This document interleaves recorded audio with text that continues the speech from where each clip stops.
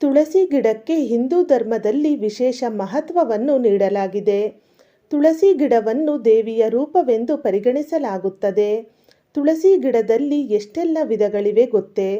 ತುಳಸಿ ಗಿಡದ ಪ್ರಯೋಜನಗಳೇನು? ತುಳಸಿ ಗಿಡದ ಮಹತ್ವ ಮತ್ತು ಪ್ರಯೋಜನಗಳ ಕುರಿತು ನೀವಿಲ್ಲಿ ತಿಳಿದುಕೊಳ್ಳಿ. ತುಳಸಿಯನ್ನು ಲಕ್ಷ್ಮೀದೇವಿಯ ಸಂಕೇತವೆಂದು ಪರಿಗಣಿಸಲಾಗಿದೆ. ಮನೆಯ ಅಂಗಳದಲ್ಲಿ ತುಳಸಿಯನ್ನು ಇಡುವುದು ಅತ್ಯಂತ ಮಂಗಳಕರವೆಂದು ಪರಿಗಣಿಸಲಾಗಿದೆ. ಯಾವ ಮನೆಯಲ್ಲಿ ತುಳಸಿ ಇರುತ್ತದೆಯೋ ಆ ಮನೆಯಲ್ಲಿ ಸದಾಕಾಲ ಸುಖ ಸಮೃದ್ಧಿ ನೆಲೆಸಿರುತ್ತದೆ ಎನ್ನುವ ನಂಬಿಕೆ ಇದೆ. ಹಾಗೂ ಹಿಂದೂ ಧರ್ಮದ ಹೆಚ್ಚಿನ ಪೂಜೆ ಪುನಸ್ಕಾರಗಳಲ್ಲಿ ತುಳಸಿ ದಳಗಳನ್ನು ಬಳಸಲಾಗುತ್ತದೆ. ಅದರಲ್ಲೂ ವಿಷ್ಣುವಿನ ಪೂಜೆಯಲ್ಲಿ ತುಳಸಿ ಇಲ್ಲದೆ ಪೂಜೆಯು ಅಪೂರ್ಣವೆಂದು ಹೇಳಲಾಗುತ್ತದೆ.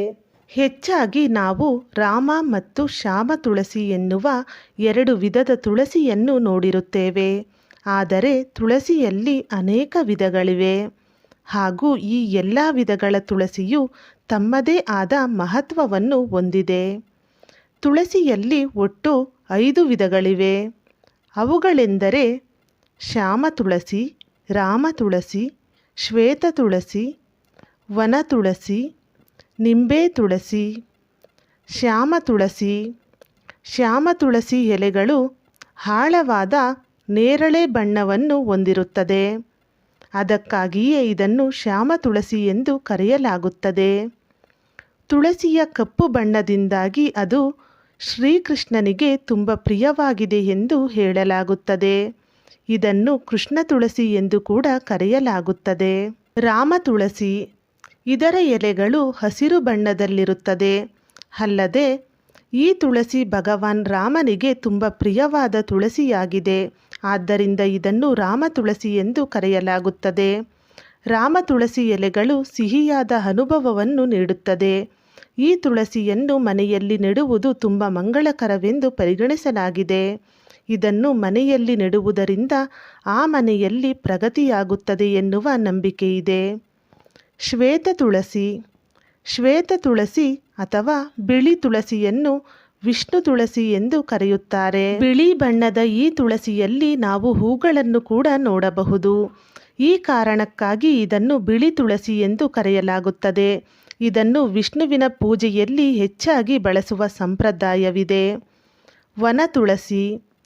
ವನ ತುಳಸಿಯನ್ನು ಅರಣ್ಯ ತುಳಸಿ ಎಂದು ಕರೆಯುತ್ತಾರೆ. ಇದರ ಎಲೆಗಳು ದಟ್ಟವಾಗಿರುತ್ತದೆ.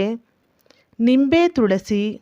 ನಿಂಬೆ ತುಳಸಿ ಬಗ್ಗೆ ಹೇಳುವುದಾದರೆ ಈ ಪವಿತ್ರ ತುಳಸಿ ಗಿಡದ ಎಲೆಗಳು ನೋಡಲು ನಿಂಬೆ ಗಿಡದ ಎಲೆಗಳಂತೆ ಇರುತ್ತದೆ.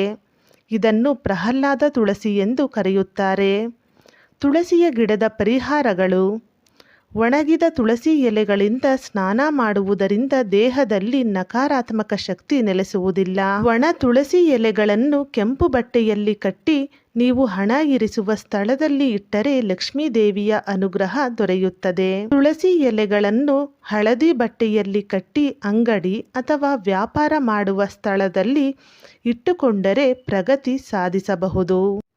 ಸ್ನೇಹಿತರೆ, ಈ ಉಪಯುಕ್ತವಾದ ಮಾಹಿತಿ ನಿಮಗೆ ಇಷ್ಟವಾದಲ್ಲಿ ಈ ವಿಡಿಯೋನ ಲೈಕ್ ಮಾಡಿ. ಹಾಗೆ ನಿಮ್ಮ ಕುಟುಂಬಸ್ಥರಿಗೂ ನಿಮ್ಮ ಸ್ನೇಹಿತರಿಗೂ ಈ ವಿಡಿಯೋನ ಶೇರ್ ಮಾಡಿ ಚಾನಲ್ನ ಸಬ್ಸ್ಕ್ರೈಬ್ ಮಾಡ್ಕೊಳ್ಳಿ.